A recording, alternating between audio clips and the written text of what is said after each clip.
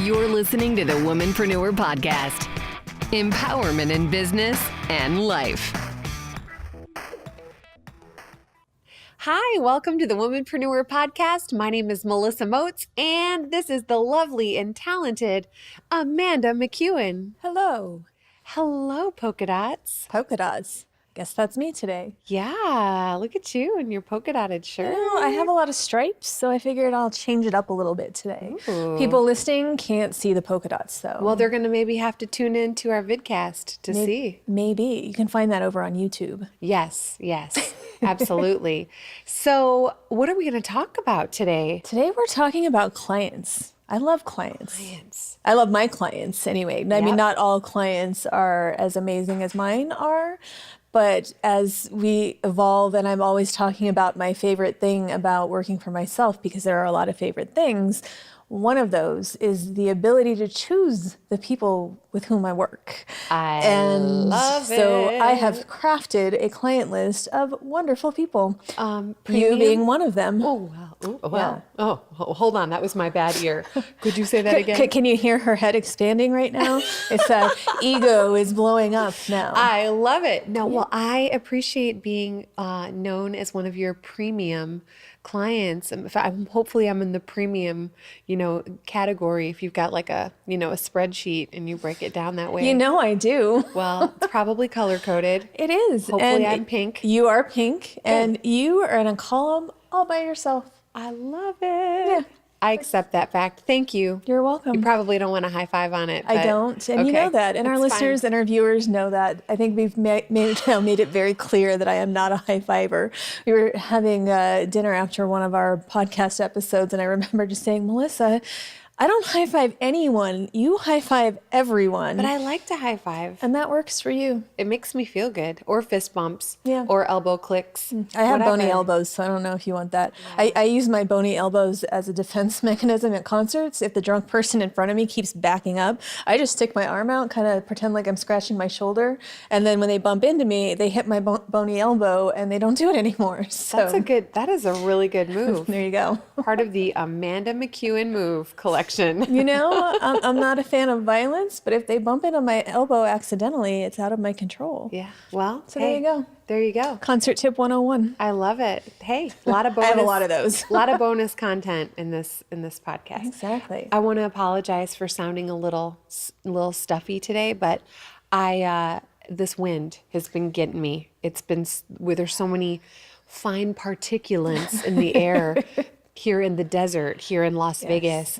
And my eyes are watering right now, and I'm feeling a little stuffy. I thought you were just emotionally moved because I said you were so special. Because I'm premium? Blame it on the allergies. That's fine. No, I did have a little tear in my eye over that too. But I do. It's my left eye. It's the only one that waters for some reason. I always tell people I'm only sad on this side. I love it. But it's when the allergies hit. And Vegas wind, if you don't live here, Vegas wind can be brutal. Worst. And it brings everything out that doesn't belong out. So everything. It's the only thing about the weather out here that bothers me. I don't mind heat.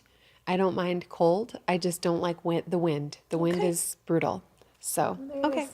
Well, I'd like to hear more about your premium clients and how important they are and how great they are. Well, the episode really isn't about my clients. It's more about getting clients, keeping clients, why it's important to remember that your client, it's in a sense, they are your boss. Like they don't get to tell you what to do. But I feel like I've run across this a lot recently, and people are getting annoyed because their clients are asking them to work. And it's like, your clients pay you to provide a service, so you should be happy that they want you to work. And I understand that sometimes clients can be a little high maintenance.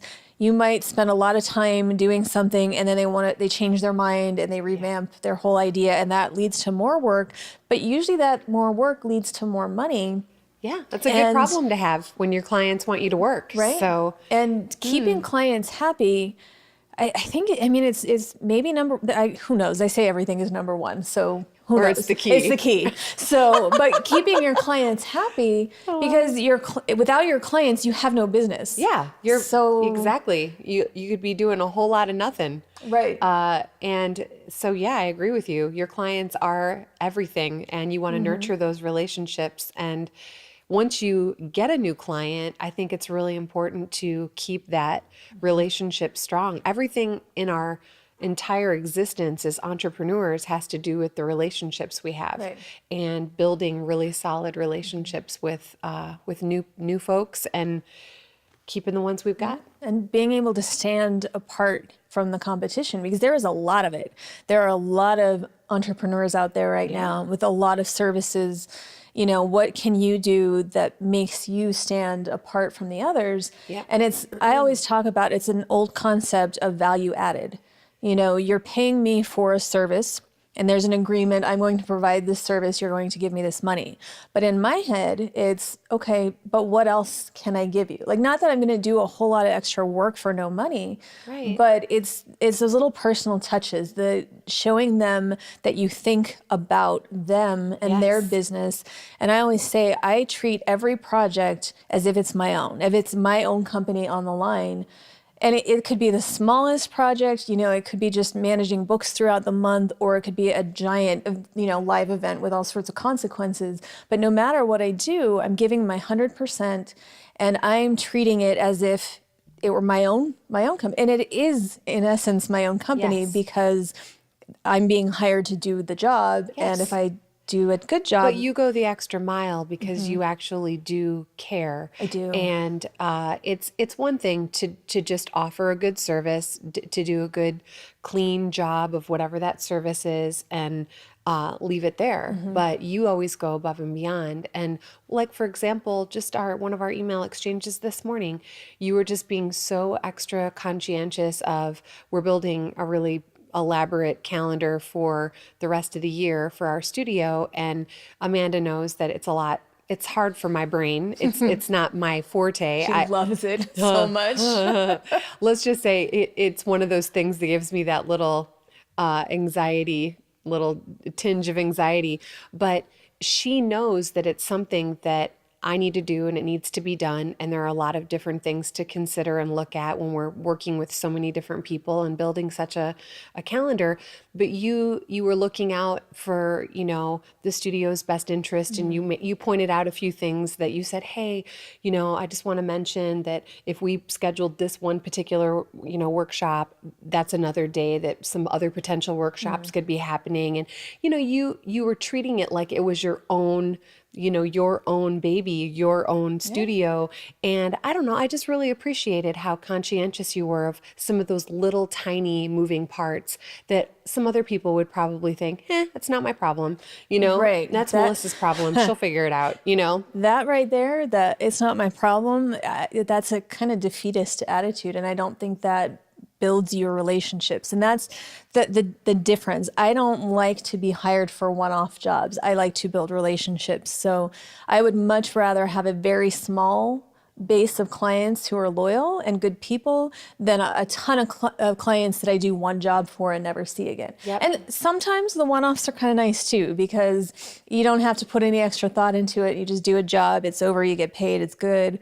But you know, for the base of my business, I want to work with people, and the more time I spend with them, and sometimes it's just getting to know their preferences, and we've talked a lot about communication, but the way that I keep my clients happy, A, is by listening, and B, asking questions, and over time you get to understand those things. Like even with you, I know that when you're figuring out the calendar, you're stressed out. So, you know, and there's a lot of moving parts. And I remember like earlier today, I'm like, there's probably like 9 emails going around about this one calendar. I'm going to just take a minute and put everything into one email so you can forget about all the other ones and then only focus on this one little bullet pointed list. And it was a really nice email to get. I'd like you to know that I felt very free and very happy when I received that one email. I felt like all these chains were broken for me because I didn't have to look at 9 other emails and hunt all that information down to put one or two ideas together. I went, this is just another reason why I love working with Amanda McEwen. And she is such a great, just great gal and great, just partner in crime. And no, you do go the extra mile and you do care. And communication, it's one of those things where my communication style. You also know that certain things really stress me out and other things are really fun and easy for me. And I don't know, there's just you're very perceptive. I like it. Thank you. Well, it's a big part of what I do. It's that paying attention, and just in life, I guess it's a strength of mine. It's something that I feel is important, is that I try really hard and I make the effort to understand that not everybody is going to react to things the way that I would. So it's not so much about how I would do this. And now if I'm being hired for my expertise and they're asking my advice, my opinion, that's different. Yeah.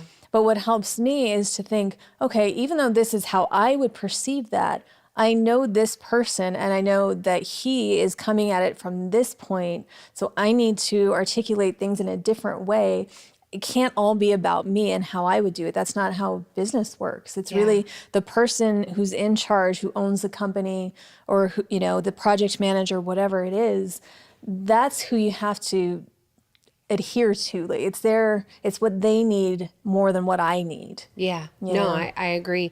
And another real simple way to kind of sum up some of these ideas that we're touching on is just anticipating people's needs and caring enough to anticipate other people's needs. I think that's another way to really set yourself apart as an entrepreneur and as a business owner, is not just doing the minimums, but really taking that time to evaluate an overall project you're working on and being able to forecast, like what are some of the things that this person may need help with, maybe they haven't even thought about yet, but we're going to get to, especially if it's a type of project that you've been a part of in the past and you kind of know what to expect. But that's one of the things I value a ton when I'm working with a team member, whether it's here at our studio or on different creative voiceover projects or things that I'm working on. I try to always anticipate my voiceover clients' needs and be as helpful as I can be. And sometimes being helpful just means bringing a great attitude, being really positive, or just being a good listener and just seeing what somebody's really needing, and just kind of stepping back. But I just think anything you can do to kind of show that you really care about the overall project or the person that you're working with, it really does help set you apart. When you think about it, because a lot of the people that you're working with are very busy, and we've talked about busy in how that word is used. But if you're working with an ad agency or a big corporation or somebody, chances are that person is being inundated with information all day, having to put out fires in their office, grumpy coworkers and a lot of negativity sometimes. So if then they go to a session and they're like, I get to see Melissa today, or I get to hear Melissa today, and there's one shining moment that is now breaking apart that monotony or that negativity, you want people to look forward to working with you or seeing you and think, this person makes my life better. Yeah. And it's, I do that in the smallest situations. It's like if I go to a store and, whoever's checking out, I don't get on my phone. I have a conversation with them, ask about them, It's little things like if there's a line behind me in the grocery store and they don't have a bagger to help, I'm going to take out my bags and I'm going to put my own groceries away like a big girl because, I could just stand there and watch, her ring my stuff up and then have to go put everything in bags while the line backs up. Yep. But I like to be helpful. Conscientious. And I just did it. I was a guest at an event last weekend, and the person who was hosting, she was at the end of the night, she was done, wanted to get out of there.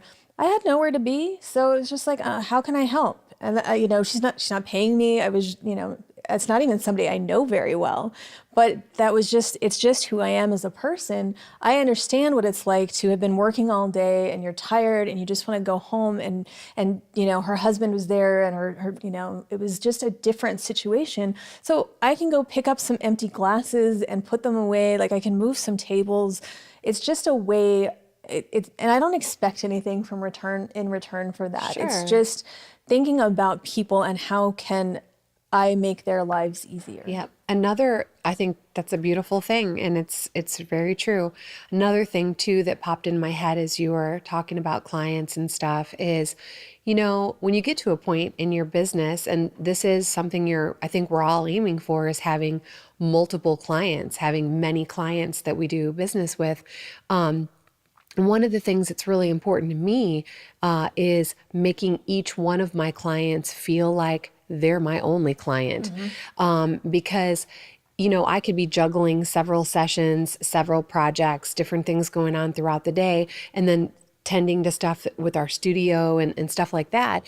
And inside, I'm thinking, oh my gosh, I have like this deadline, that deadline, this audition I have to get out, this job I have to get out, and I have a lot of stuff that's like really making me feel like, oh, got my back up against the wall and feeling a little squeezed for time and pressure.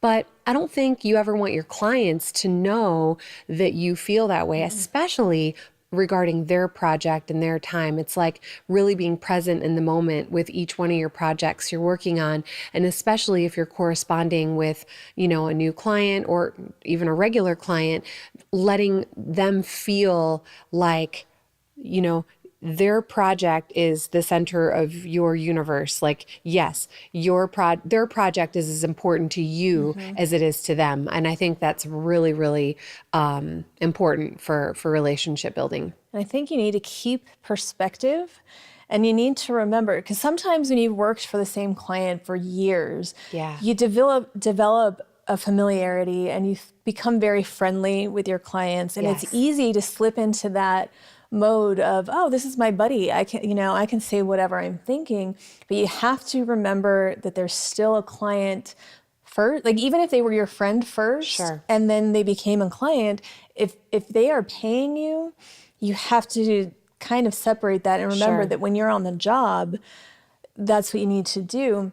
And the keeping grounded and remembering, sometimes you might take for granted that usually jobs with this person are very easy and they're fun and you get in and out quickly. And this just happened to me recently, and it was actually with a voice talent that, when you book, usually when you book talent or you book a session, you book by the hour. It's a 1 hour session. Most of the time, talent is not going to be in the room for an hour. Right. But sometimes you get a difficult client. There could be a lot of weird pronunciations in a script. Or a lot of script changes. There are things that happen that could extend that session, and you might be there for the full hour. What I don't want to hear is in that hour is my voice talent complaining that they have another session that they booked and that we need to hurry it along.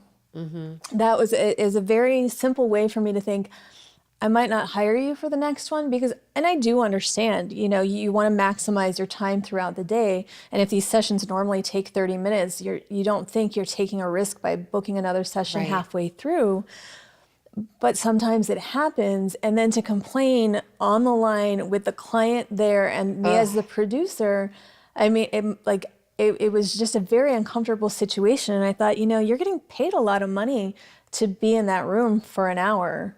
And most of the time you get out in about 10 minutes, and that's great. Sometimes you've got to be in there for the full hour. Sometimes you have to. And sometimes there will be a client that says, I need to keep you on the line while I go find the person that has to approve this, but I need you can't go. And I understand, because in the back of your head, you might have 30 other things that you want to get done, and sitting there waiting is not on your priority list. But it's remembering who's paying you and that you're offering a service to them, and it's not about you at that point. It isn't about you at that point. And it kind of goes back to really offering excellent customer service, and also just having social graces. There's a time and a place. And when you're a talent, or, for that particular situation that you were just describing, a voice talent, it is really unprofessional and uncomfortable to, in the middle of a session, in front of an end client, discuss something. Because basically what that talent is saying is, well, I've got another gig tick tock. Let's move this along so I can, make some more money. Yeah, that other person is more important than you. Yeah. So I need you to go ahead and speed it up. Yeah, here for me. let's hurry up and get through your project so I can get to the next one. And that's really quite the opposite of making a client feel special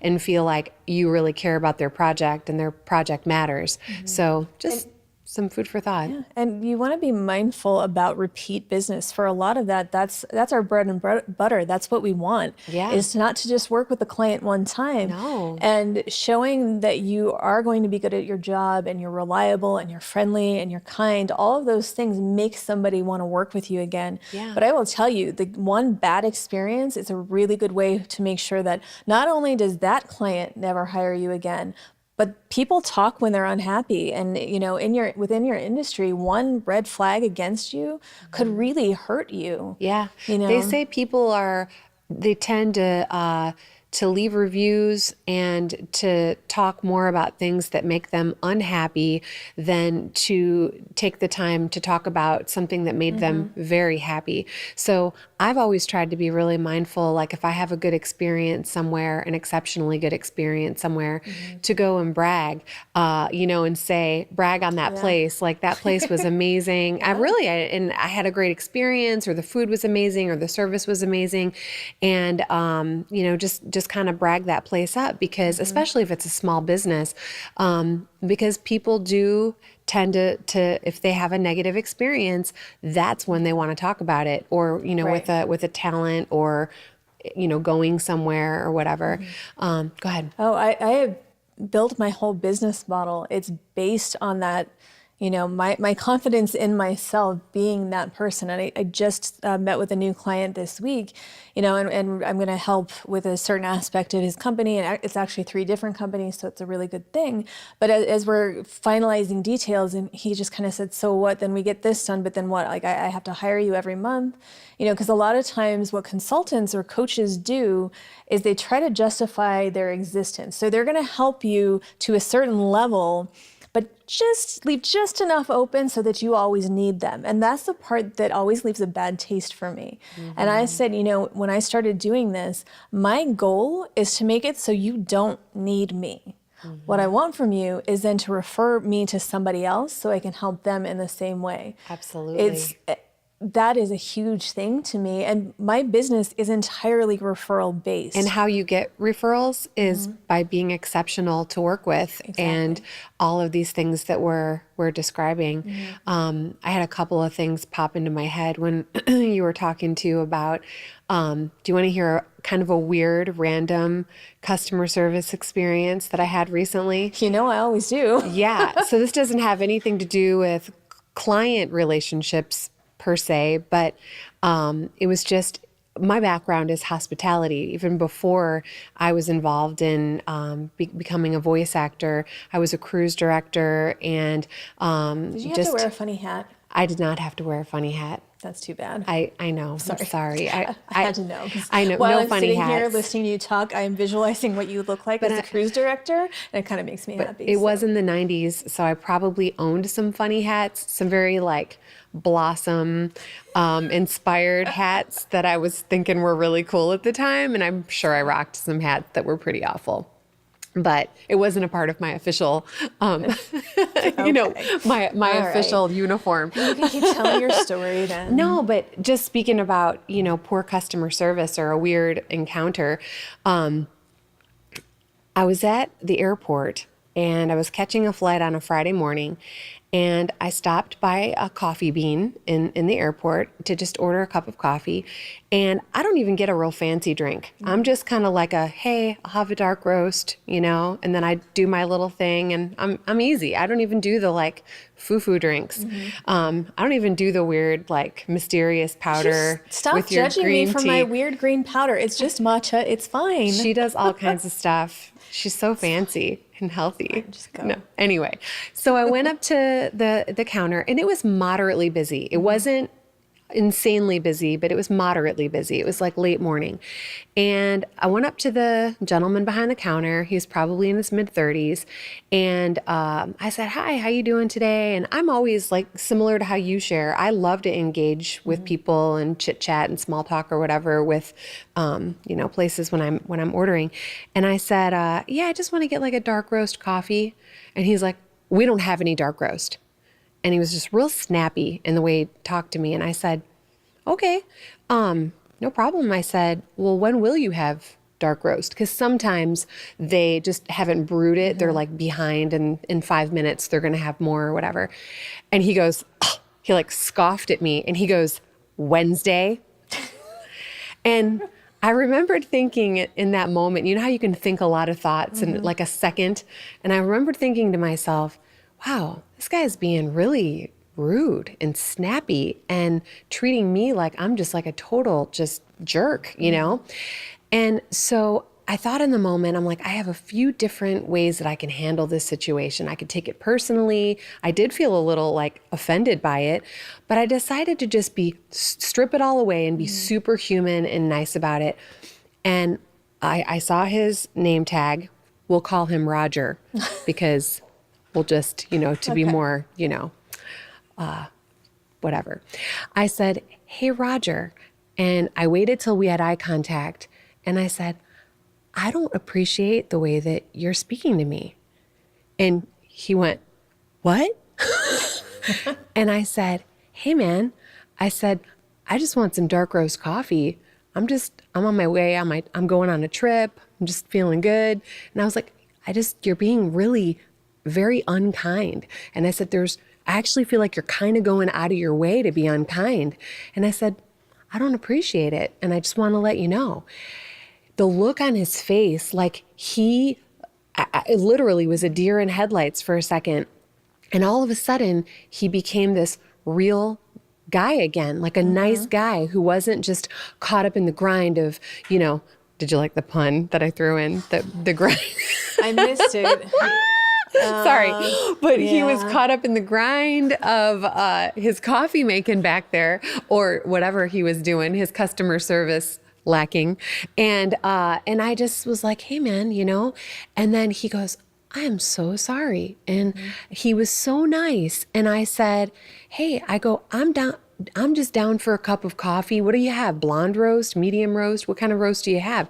And he's just like, no, hold on. I'll make a fresh whatever. So he made me some regular coffee and we had a nice exchange or whatever. And I was just like, hey man, I hope you have a really great day. I'm just a girl ordering a cup of coffee, like go easy, I don't know when you get your shipments of dark roast. It's totally not my thing, right. So anyway, my whole point and my whole moral of the story was not only did I get a fresh hot cup of coffee, he and I had a nice little moment in exchange. I think he felt bad that he was talking to me that way. I called him out on it, but I was also very pleasant about it and very human about it. And I also got an extra cookie, and I didn't ask for one. But the real point of the story, extra cookie, free cookie. It was an extra cookie kind of moment. Yeah. But I was rewarded with an extra cookie, but I didn't ask for an extra cookie. Right. But my point is, sometimes you might be getting caught up in the heat of the moment of like whatever it is you're doing. And he's employed by this coffee shop. I don't believe that he owns that coffee shop or whatever. But I think it's just important to realize that when you're serving others, that you want to remember that they're on the other side of it. They're human too. And just take it down 1,000. As my friend Sandra Segrest says. I love that advice. Like in general, I'm just a fan of giving people the benefit of the doubt. Yeah. Like you don't know what they're going through that day. You don't know. It wasn't you. That guy was not mad at you. Right. It had nothing to do with you. He was probably stressed because it was very busy and maybe a lot of people wanted dark roast that day and he was out and, he's the one, he maybe wasn't responsible for it, but he has to answer for it. Yep. So it's just like, Amazon messes up your order. The person who answers your call isn't the person that shipped it to you and isn't the person who delivered. So yelling at that person isn't going to get you anywhere. Right. And just I think in life in general and in business, just remember we're all people. We're all going through stuff. Yeah. And you choose how you get to interact with people. Keep it kind.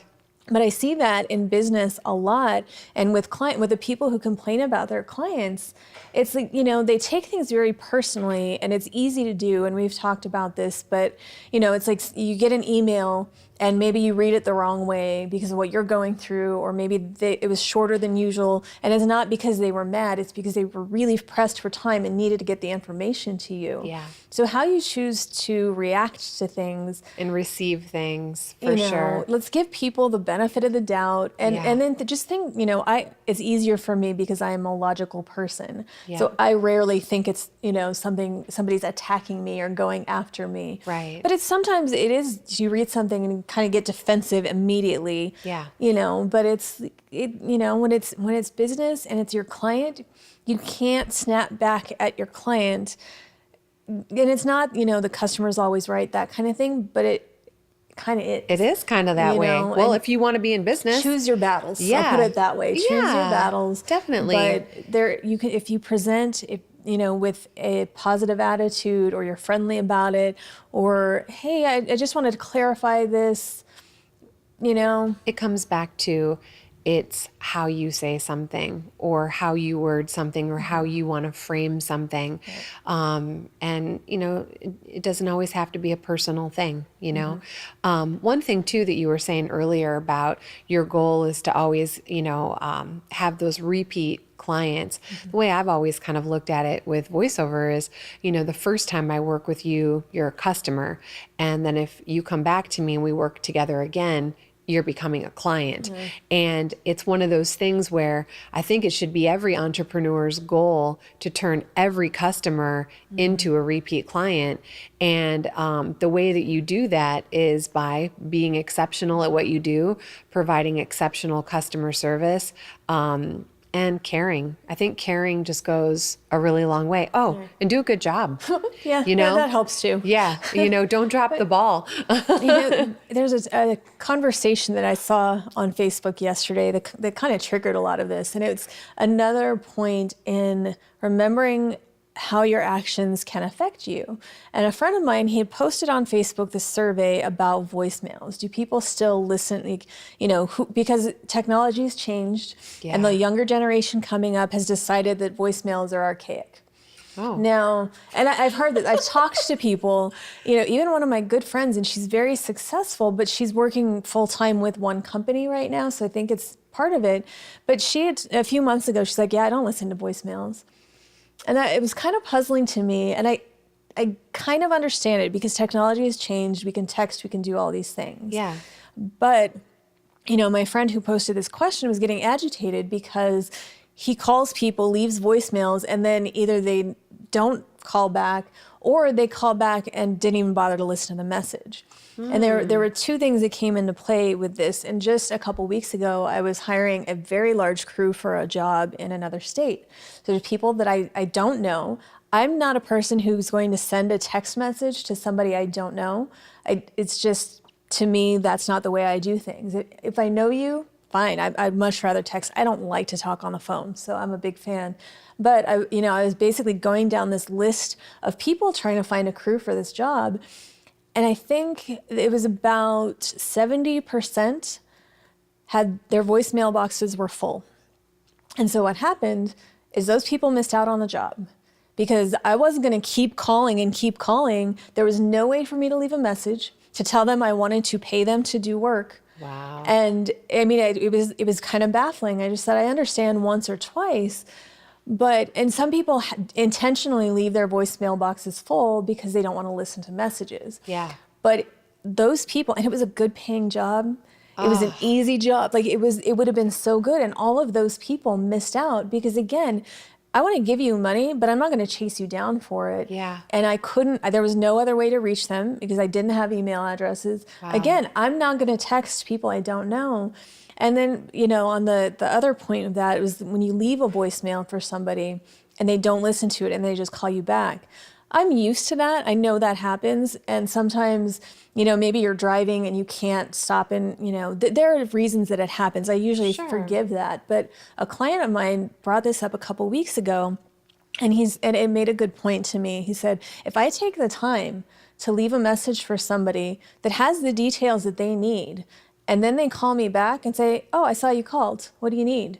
And it's like, I just took the time to do it. And now I have to repeat myself because you didn't think that my time was valuable, and it's okay for you to just call back now. And now I have to do double the work. Yeah. And I never really thought of it as that intense before, but it really got me to think. And because I understand that if you do take the time to let somebody know, and sometimes if I'm leaving a voicemail and it's just for that info, I'm going to put everything there because I know that we probably don't have time to talk on the phone. That's fine. Right. So I'm going to let you know what I need. I will usually, if I get somebody's voicemail, I'll usually send them an email with that information. Yeah. But if you have their email, again, we can't make assumptions about what our clients want or need. Yeah. Because not everybody believes in things the same that we do. Right.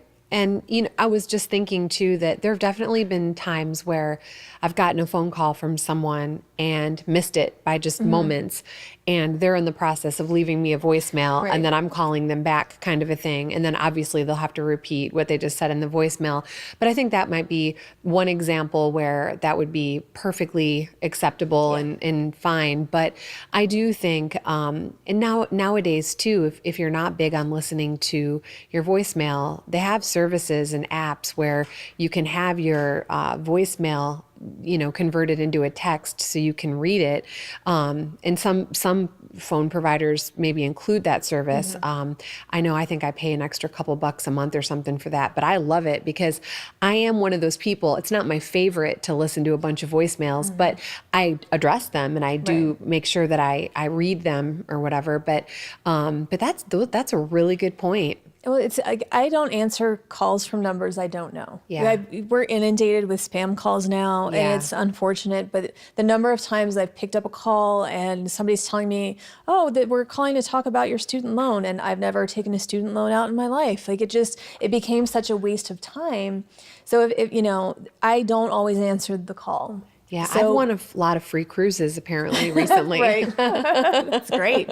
But if somebody leaves a message, then I know it's legitimate. I'm going to call, listen to the message and call that person back. Because I know, you do have to be reasonably accessible when you own a business, because how else are people going to give you that work? But definitely. It's a really good point. Just be easy to get a hold of, and if you are a person who you can't answer your phone a lot, one of the things I chose to do on my voicemail as a voice actor is I say, thank you so much for calling. I spend most of my day in my booth recording, don't always have access to my phone.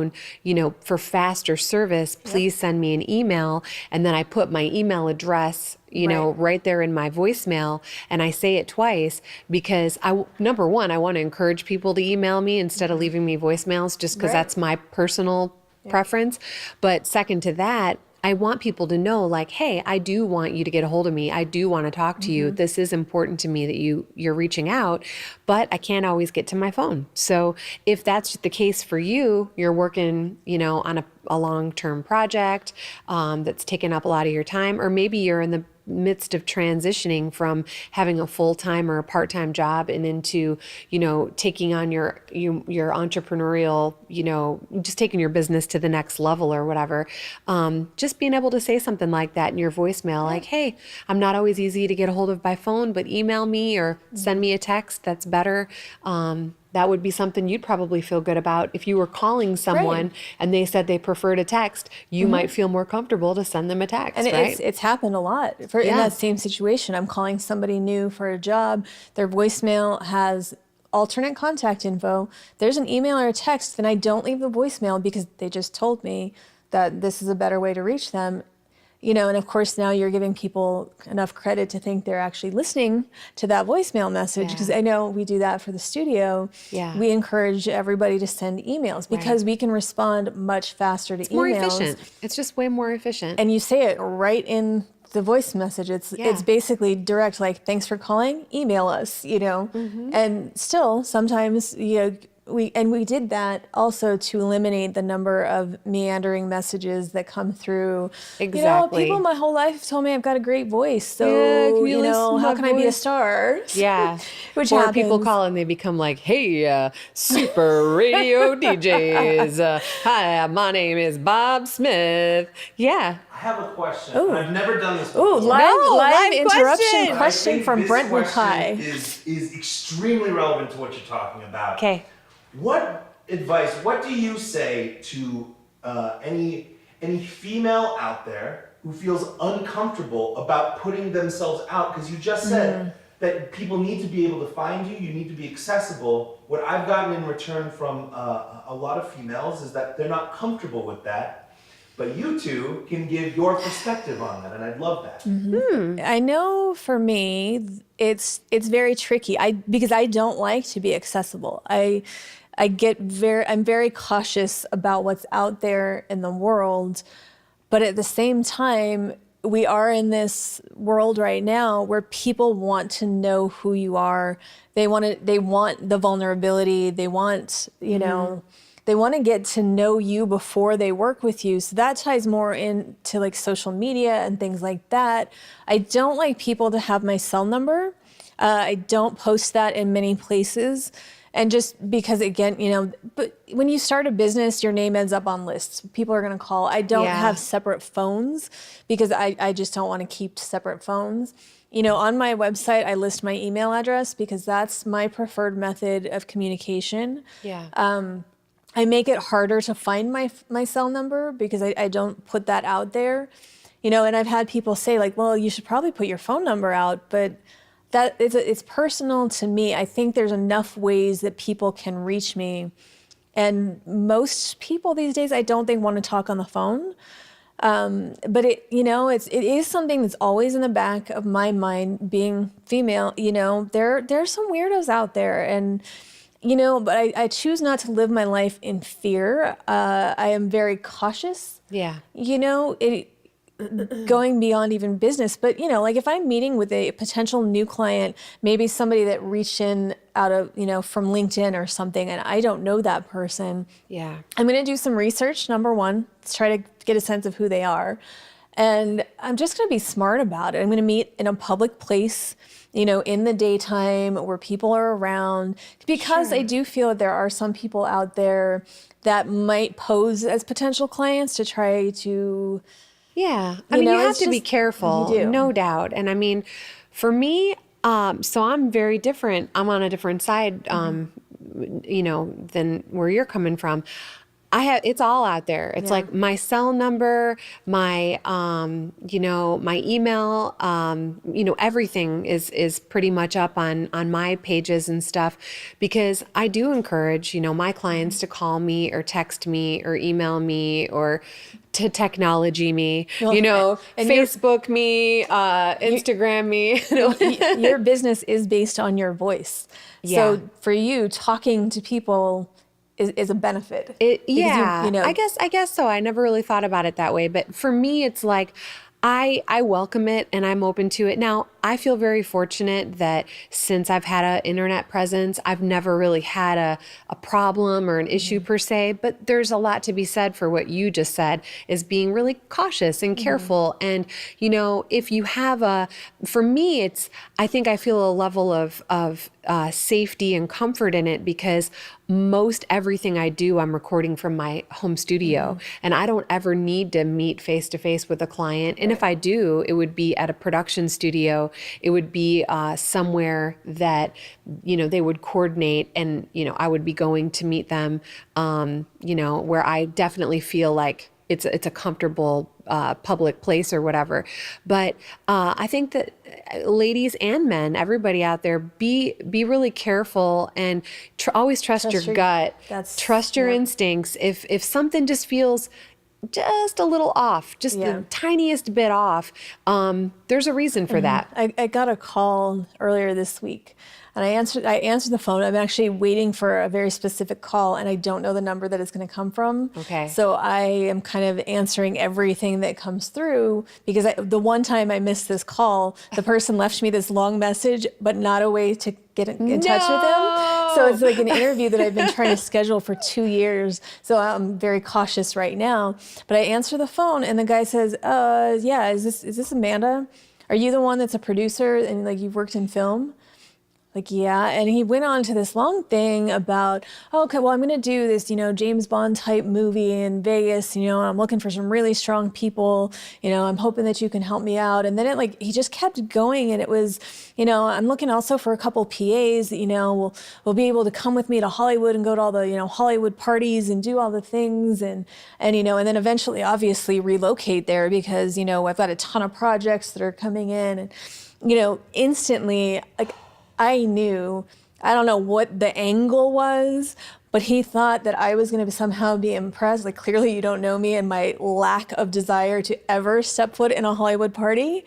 But I just told him very politely, I'm not interested in working in Hollywood or relocating. If you can send me some information, I'd be happy to put you in touch with, I work with a lot of the crews in Vegas. Yeah. There might be people who would be interested in this opportunity. Let me know how I can help you.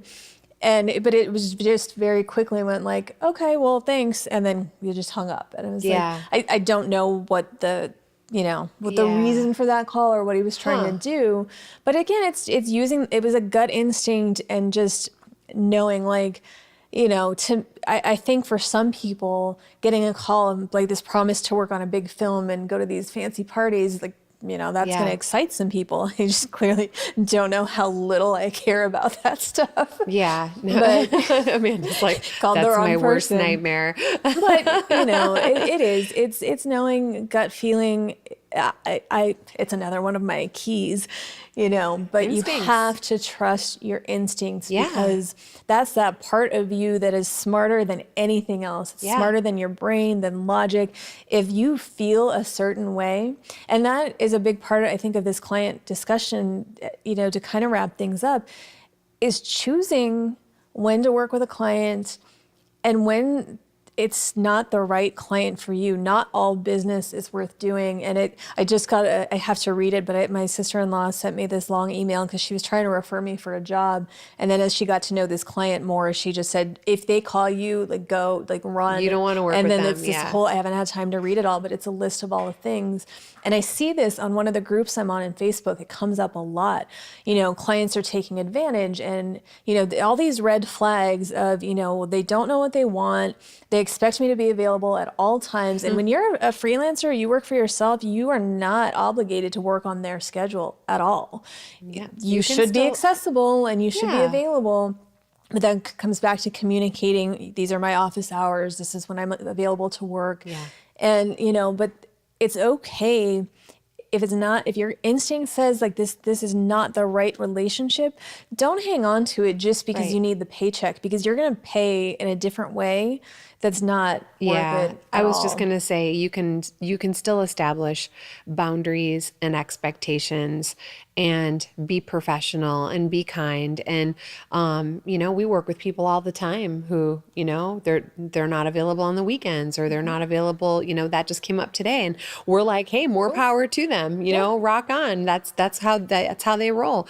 It's just one of those things where, if you're working with someone and it's not a good fit and you're not enjoying the relationship, I think a big goal as an entrepreneur is you want to do things you love and you want to work with people you like. Yeah. And if you're not liking the relationship with someone you're, conducting business with, you don't have to work with them. And you can be very gracious and bow out and just say, hey, I don't think I'm a good fit. Yeah.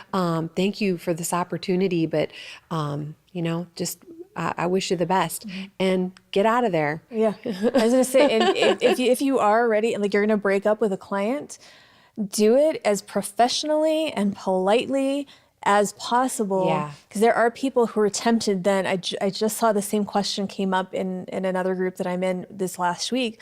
And it's like, I'm done with this client. I'm tired of being mistreated and undervalued. I haven't been paid yet. So I think I'm going to post on all their social media pages about not being paid. And like everybody jumped in and like, whoa, like, do not do that. Cut off the relationship. Stop working until your account is paid. But be careful. And again, like with social media, even if your page is private, don't assume that what you post will not get out there, because people are sneaky and they could go on.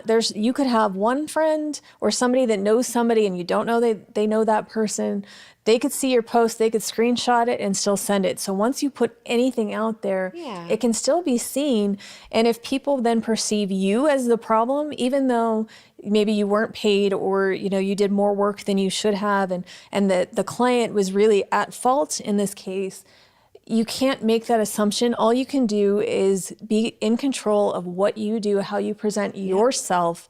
And if you end a relationship, this just happened with you recently, where there's a client you had for a long time, and they, you get comfortable having a client for so long, and it's disappointing when they say, we're new marketing, or we're going to go a different direction. Yeah, it was a campaign I was on that now they're going in a different direction. And I'd been with this particular client for like 5 years, and they wrote me the nicest email, and it was actually even really nice of them to do that. But I think they knew that they were going to be recasting this particular job, and they knew that I'd probably see that they were, casting for it, and they probably didn't want me to hear about it that way, which I thought was respectful. So nice after working with them for so many years. You would hope. And but there are a lot of, voice actors who just one day they just stop hearing from that client and they never know what ended up happening. I think they call that ghosting now. Yeah. There's a whole term for it. Oh, yeah. So talent get ghosted. I feel real cool that I just used, I think that's the first time I used it. I used it in a sentence. We know some things that aren't from the 80s and 90s. Yeah, look, okay. Yeah, so some voice actors get like totally ghosted and like, anyway, no, did I do a good job with that? You did. Thank you. Felt really good. But what I was going to say was don't want to say it didn't hurt a little to receive that news. I was like, oh man, that stinks. But I always say as a freelancer or a voice actor, your gig is your gig while it's your gig. Right. And don't get too married to it, because there's going to come a day when they're going to go in a different direction. And it doesn't mean that one day you woke up and you were less talented. Mm-hmm. What it means is that they decided it was time for them to switch it up. It was time for them to take their campaign or their creative project in a different direction. And a lot of times it means they have a new person on the team, a new marketing director or a new person that's in the mix, a creative who decides it's time. So anyway, I wrote back and said, I just want to say thank you so much for this, 5-year run. I've had a blast working with you guys. Cannot thank you enough.